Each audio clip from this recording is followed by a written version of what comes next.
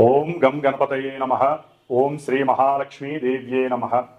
ఓం హిమకుంద మృణాలాభం దైత్యానాం పరమం గురుం సర్వశాస్త్ర ప్రవక్తారం భార్గవం ప్రణమామ్యహం. ఓం శుక్రగ్రహదేవతాయే నమః. ఓం నమస్తేస్తు మహామాయే శ్రీపీఠే సురపూజితే శంఖచక్ర గదాహస్తే శ్రీ మహాలక్ష్మీ నమోస్తుతే. శ్రీ మహాలక్ష్మీ దేవ్యే నమః. వీక్షిస్తున్నటువంటి అందరికీ కూడా మరి మనం ఈ యొక్క జూన్ నెల మొత్తం కూడా మేషరాశిని ఆవహించి మేషరాశిలో తన యొక్క స్థితిని నెలకొల్పబడినటువంటి శుక్రుని గురించి తెలుసుకుందాం.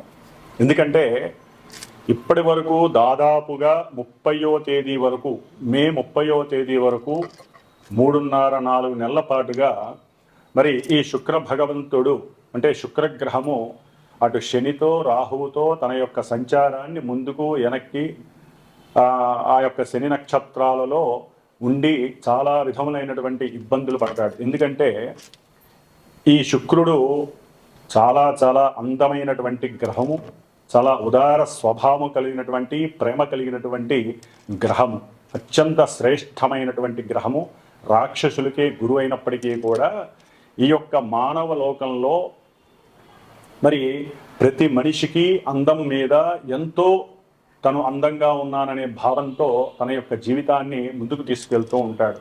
ఎందుకంటే ఆ యొక్క స్వాభిమానం లేకపోయినట్లయితే కనుక వారు అడుగు కూడా ముందుకు వేయలేని పరిస్థితి, బయటికి కూడా రాలేరు, మాట్లాడలేరు కూడా. కాబట్టి ఈ యొక్క శుక్రుడు దాదాపుగా ఈ మే 31వ తేదీ నుండి కూడా 29వ తేదీ జూన్ నెల వరకు కూడా దాదాపుగా 29-30 రోజుల వరకు కూడా ఈ మేషరాశిలో అటు అశ్విని నక్షత్రంలోను, అట్లాగే భరణి నక్షత్రం తన యొక్క సొంత నక్షత్రంలోను, కృత్తికా నక్షత్రంలోను తన యొక్క చారని సలుపుతూ ఉంటాడు. దాదాపుగా ఈ యొక్క శుక్రుడు మే 31వ తేదీ నుండి జూన్ 12వ తేదీ వరకు కూడా అశ్విని నక్షత్రంలో ఉంటాడు. ఈ అశ్విని నక్షత్రంలో ఉండటం ద్వారా శుక్రుడు మేషరాశి తన యొక్క శత్రు యొక్క రాశి, ఆ శత్రు రాశిలో ఉండి సరైనటువంటి ఆలోచనలు కానీ సరైనటువంటి ఫీలింగ్స్ కానీ వాక్కుని కానీ అంటే జారవిచ్చేస్తారు. వాక్కుని అంటే స్త్రీల యందు కొంత అనాగరికంగా ప్రవర్తించేటటువంటి మనస్తత్వం కూడా కలిగే అవకాశాలు ఉన్నాయి. ఎందుకంటే కేతువు యొక్క నక్షత్రంలో ఉన్నప్పుడు. కాబట్టి 12వ తేదీ వరకు కొంచెం జాగ్రత్తగా ఉండడం మంచిది. తదుపరి జూన్ 13వ తేదీ నుండి జూన్ 25వ తేదీ వరకు కూడా సొంత నక్షత్రంలో భరణి నక్షత్రంలో ఉండటం చాలా విశేషమైనటువంటిది. అందరికీ కూడా విశేషమనే చెప్పుకోవాలి.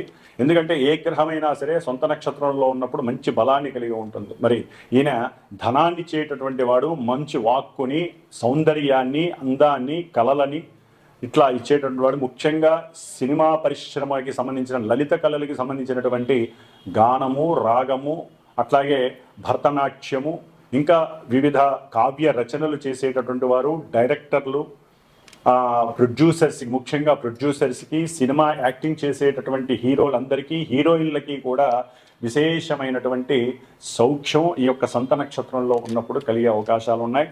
ఆ తదుపరి జూన్ 26వ తేదీ నుండి జూన్ 29వ తేదీ వరకు కూడా మేషరాశిలో కృత్తికా నక్షత్రం రవి యొక్క నక్షత్రంలో ఉండటం ద్వారా వీరికి కొంత గవర్నమెంట్ నుంచి ఈ సినిమా వాళ్ళకి కానీ లేకపోతే లలిత కళల వాళ్ళకి కానీ కొంత అనుకూలమైనటువంటి పరిస్థితులు, చక్కటి కీర్తి గడించటము, గవర్నమెంట్ సంస్థల నుంచి కానీ లేకపోతే ప్రభుత్వం నుంచి కానీ ఉన్నతమైనటువంటి గౌరవ పురస్కారాలు లభించే అవకాశం ఉంటుంది. కాబట్టి శుక్రుడు ఈ యొక్క మానవ ప్రపంచంలో శుక్రగ్రహం నుంచి స్త్రీలు ఉద్భవించారని, అట్లాగే కుజగ్రహం నుంచి పురుషులు ఉద్భవించారని నానుడి.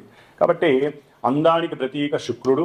కాబట్టి ఆ అందాన్ని మానసికంగా చంద్రుడి యొక్క స్థితిగతులను పెంచి స్థితిగతుల నుంచి ఆనందించడం, లేకపోతే ఆ యొక్క ఆనందాన్ని ఉద్రేకపూర్వకంగా చేసుకోవడం అనేటటువంటిది మానసిక చర్యను బట్టి ఆధారపడి ఉంటుంది. ఎందుకంటే మేషరాశి శుక్రుడికి అంత యోగ్యకరమైన రాశి కాదు. కానీ ఆయన నక్షత్రాల్లో మారినప్పుడల్లా ఎన్నో రకాలైనటువంటి గతులు ఏర్పడే అవకాశాలు ఉంటాయి. కాబట్టి మరి ఈ శుక్రుడు ఎన్నో రకాలైనటువంటి రోగాలను కూడా కలుగజేసే అవకాశం ఉంటుంది. ముఖ్యంగా మూత్రపిండాలు కానీ లేకపోతే కిడ్నీస్కి సంబంధించినటువంటి వ్యాధులు, అట్లాగే ఈయన మేషరాశి శిరోభాగంలో ఉన్నాడు కాబట్టి శిరస్సుకు సంబంధించినటువంటి వ్యాధులు. ఈయన జలగ్రహం, మేషరాశి ఏమో అగ్నితత్వపు రాశి. మరి అగ్నితత్వపు రాశిలో జలగ్రహమైనటువంటి శుభపరమైనటువంటి ఈ శుక్రుడు ఉండటం అనేటటువంటిది ఒక రకంగా చెప్పాలంటే కొన్ని రాశుల వారికి ఇబ్బందికరమైనటువంటి పరిస్థితుల్ని కలుగజేస్తుంది. ఎందుకంటే వేడివేడి ద్రావకంలో బంగారపు ముద్దని అంటే వేడి చేసి దాంట్లో వేయంగానే, నీళ్ళల్లో వేయంగానే అది ఏ విధంగా అయితే ఇబ్బంది పడుతుందో చల్లారడానికి ముందు, అట్లాగే స్త్రీలు కొంచెం జాగ్రత్తగా ఉండాల్సినటువంటి పరిస్థితులు. పురుషులైతే గనక స్త్రీల యందు మాతృభావాన్ని చూపించడం చాలా విశేషం. లేకపోతే ఈ శుక్రుడు మేషరాశిలో ఉన్నంత ఈ జూన్ మాసం మొత్తం కూడా ఎన్నో రకాలైనటువంటి ఇబ్బందులు కలగడానికి అవకాశం ఉంటుంది. అట్లాగే ముఖ్యంగా గోచారంలో శుక్రుడు మేషరాశిలో ఈ విధంగా ఉన్నప్పటికీ, మంచి చెడులు ఇస్తున్నప్పటికీ కూడా ఎవరి జన్మజాతకంలో అయితే శుక్రుడు కొన్ని శుభపరమైనటువంటి నక్షత్రాలలో ఉండి శుభపరమైనటువంటి పరిస్థితులు, ముఖ్యంగా వివాహము, సంతానము, పురుషులకైతే వీర్యకారకుడు కాబట్టి ఎన్నో రకాలైనటువంటి మానసికమైనటువంటి చర్యల మీద ఈయన యొక్క ప్రభావం ఉంటుంది. కాబట్టి కొంత కాముకత్వాన్ని కండిషనల్గా ఉంచుకోవటం అనేటటువంటిది ఎంతో విశేషమైనటువంటి ప్రక్రియ. కాబట్టి మనలో కలిగేటటువంటి మనోవికారాలని కండిషనల్గా ఉంచుకున్నట్లయితే ఈ నెలన్నాళ్ళు కూడా శుక్రుడు వలన కలిగేటటువంటి ఇబ్బందులు కలగకుండా ఉంటాయి, స్త్రీలకైనా పురుషులకైనా. అట్లాగే మేషరాశిలో ఉన్నాడు కాబట్టి సాధ్యమైనంత వరకు శుక్రుడు ఈ నెల రోజులు కూడా కాస్త సనాతన ధర్మము, హిందువులమైనటువంటి స్త్రీలు తప్పకుండా పురుషులైనా సరే చక్కగా నుదుటిన ఎరుపు తిలకం ధరిస్తే గనక, ఎరుపు బుట్టును పెట్టుకుంటే గనక అవతల వ్యక్తుల నుంచి కలిగేటటువంటి నరఘోషలు కానీ, దృష్టి పీడలు కానీ, మన అందం మీద కావచ్చు, మన ధనం మీద కావచ్చు ఆ యొక్క పీడ లేకుండా ఉంటుంది.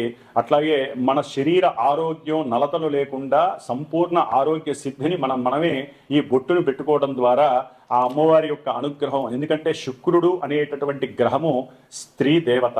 అంటే ఎక్కువగా వీరు మహాలక్ష్మి అమ్మవారిని, లలితా అమ్మవారిని ఆరాధించుకున్నట్లయితే ఈ నెల రోజులు కూడా చక్కటి సౌందర్యము, ఆనందము, విలాసము, ఉత్సాహము, అట్లాగే సంపూర్ణ ఆరోగ్యానితో పాటుగా అష్టైశ్వర్యాలను ఇచ్చేటటువంటి శుక్రుడు మీకు శుభాన్ని కలుగజేస్తాడు. కాబట్టి మరి ఈ మేషరాశి పర్యంతం ఈ శుక్రుడు వలన కలిగేటటువంటి వివిధ రకాలైనటువంటి చర్యలు ఏ విధంగా ఉంటాయి, ఇబ్బందులు ఏ విధంగా ఉంటాయి, ఏ విధమైనటువంటి సౌఖ్యాలు గడిస్తారు అనేటటువంటిది చక్కగా మనం మేషరాశి పర్యంతం కూడా మీనరాశి వరకు శుక్రుడు ఉన్నటువంటి స్థితిగతులను అనుసరించి ఏ రాశుల వారికి ఈ శుక్రుడు శుభత్వాన్ని కలుగజేస్తాడు, ఇబ్బందులు కలుగజేస్తాడో తెలుసుకుందాం. తులారాశి వారికి మే 31వ తేదీ నుండి కూడా జూన్ 29వ తేదీ వరకు కూడా ఈ తులారాశి వారికి తులారాశిలో ఉన్నటువంటి మరి చిత్తా నక్షత్రము, స్వాతి నక్షత్రము, విశాఖ నక్షత్రము, ఈ 3 నక్షత్ర జాతకులకి కూడా మరి రాస్యాధిపతి అయినటువంటి భోగకారకుడు, యోగకారకుడు, ఆనందకారకుడు, ధనకారకుడు అయినటువంటి, ముఖ్యంగా కలత్రకారకుడు అయినటువంటి శుక్రుడు సప్తమంలో ఉండటం ఈ నెల రోజులు కొంత ఇబ్బందికరమైనటువంటి పరిస్థితులుగా మనం తెలుసుకోవాలి.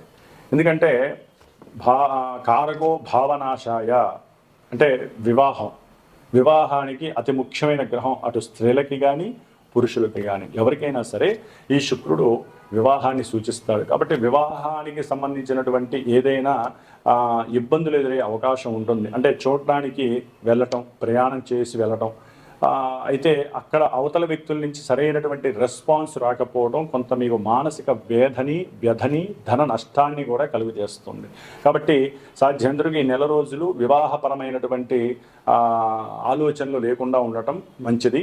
అట్లాగే దంపతులు, ముఖ్యంగా భార్యాభర్తలు ఎవరైతే దాంపత్య పరంగా ఉంటారో వారికి కొంత దాంపత్యపరమైనటువంటి అసౌకర్యకరమైనటువంటి ఇబ్బందులు ఎదురయ్యే అవకాశం ఉంటుంది. అట్లాగే ప్రయాణాలు చేసేటప్పుడు కూడా కొంత మీకు ఇబ్బందులు కలిగి మీలో ఎవరో ఒకరి కొంత ఆర్థికంగా ధన నష్టాన్ని కలుగజేసే అవకాశము, లేకపోతే ప్రయాణాలు చేస్తున్నప్పుడు వాహనాల పరంగా ప్రయాణం చేస్తున్నప్పుడు ఆకస్మికంగా మీకు తెలియకుండానే ఎవరితో మాట్లాడడం ద్వారా గవర్నమెంట్ వ్యవస్థలకి సంబంధించినటువంటి వారు చలానాలు విధించటం, దాని ద్వారా మీరు కొంత ఆర్థికపరమైన ధన నష్టాన్ని పొందే అవకాశం కూడా ఈ సప్తమంలో ఉన్నటువంటి శుక్రుడు కలుగజేస్తాడు. ముఖ్యంగా వ్యాపారంలో స్త్రీ పరంగా ఎవరైనా భాగస్వాములు ఉంటే, లేకపోతే స్త్రీలు వ్యాపారం చేస్తున్నప్పుడు పురుషులు ఎవరైనా ఉన్నట్లయితే వారితో మీకు మాట కొంచెం లాలూచి అనేటటువంటిది ఇబ్బందికరంగా పోయే అవకాశం ఉంటుంది. ఎవరి ధనాన్ని వారు సమపాళ్లుగా స్వీకరించాలి, ఇక మనకి ఈ యొక్క భాగస్వామ్యం అనేటటువంటి ఒక తెలియనటువంటి ఉరికే మనస్తత్వంతో మాట్లాడుకునే అవకాశం కలుగుతుంది. కొంచెం ఆవేశాన్ని తగ్గించుకుంటే నెక్స్ట్ ఈ జూన్ తర్వాత ఆర్థికంగా మీకు ఆకస్మికంగా మీ ఇరువురి మధ్య సఖ్యత కలిగి అనుకూలమైనటువంటి పరిస్థితులు కూడా కలగచ్చు. అట్లాగే ముఖ్యంగా శుక్రుడు హార్మోన్స్కి సంబంధించినటువంటి అనారోగ్యాన్ని కలుగజేస్తాడు.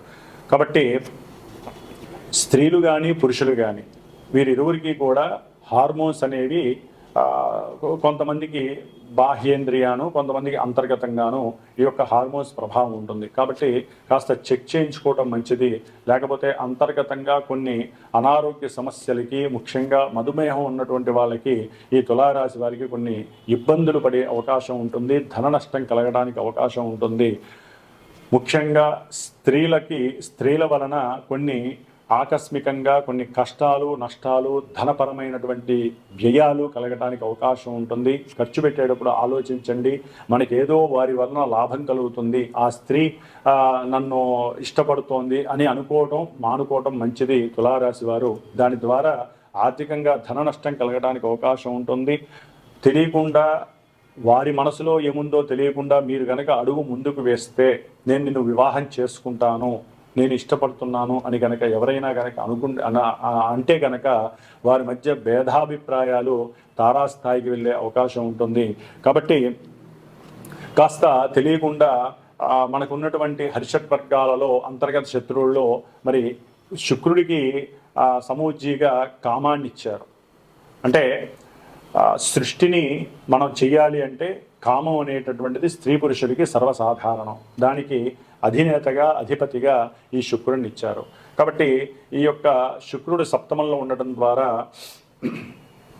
స్త్రీల యందు పరదృష్టి లేకుండా కొంత ఈ నెల రోజులు కూడా జాగ్రత్తగా ఉండటం, వేరే పిచ్చి ఆలోచనలు లేకుండా ఉండటం ద్వారా కూడా కొంత అనుకూలమైనటువంటి పరిస్థితులు కనిపిస్తున్నాయి.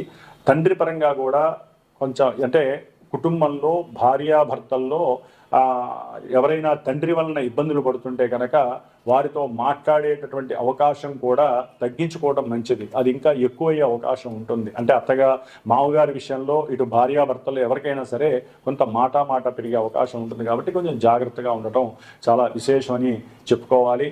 అట్లాగే ముఖ్యంగా తులారాశి వారికి భార్యపరమైనటువంటి అనారోగ్యము, శిరోబాధ కావచ్చు, లేకపోతే వారి యొక్క గాల్ బ్లాడర్కి సంబంధించినటువంటి, లేకపోతే మూత్రకోశాలకు సంబంధించినటువంటి, యూరినల్కి సంబంధించినటువంటి విషయాలలో కొన్ని అనారోగ్య సమస్యల వలన కూడా ధనపరమైనటువంటి ఇష్యూస్, ఇబ్బందులు కలగటానికి ఎక్కువగా అవకాశాలు ఉన్నాయి. కొన్ని అనుకూలమైనటువంటి వ్యాపారంలో అనుకూలంగా జరిగే అవకాశాలు, ధనలాభం కలగటానికి కూడా అప్పుడప్పుడు ఈ నెల రోజుల్లో మీకు అవకాశాలు కూడా కలగటానికి అవకాశం ఉంటుంది. ఏదేమైనప్పటికీ భార్యాభర్తలు దాంపత్యం అనుకూలంగా ఉండటానికి, ఎటువంటి మనస్పర్ధలు లేకుండా ఉండటానికి పార్వతీ పరమేశ్వరుడికి సంబంధించినటువంటి అర్ధనారీశ్వర స్తోత్రాన్ని చదవండి. నిత్యము కూడా స్త్రీ కానీ పురుషులు కానీ ఎవరైనా సరే కాస్త లలితా సహస్రనామానికి సంబంధించినటువంటి స్తోత్రాన్ని చక్కగా ఒక్కసారి చదువుకోండి. ఆ బొట్టు పెట్టుకోవడం ద్వారా చాలా సౌఖ్యము, శుభము, అన్యోన్య దాంపత్య ఆనుకూల సిద్ధి, సత్సంతాన వృద్ధి కలగటానికి అవకాశం ఉంటుంది. ఓం శ్రీ మహాలక్ష్మీ దేవ్యై నమః.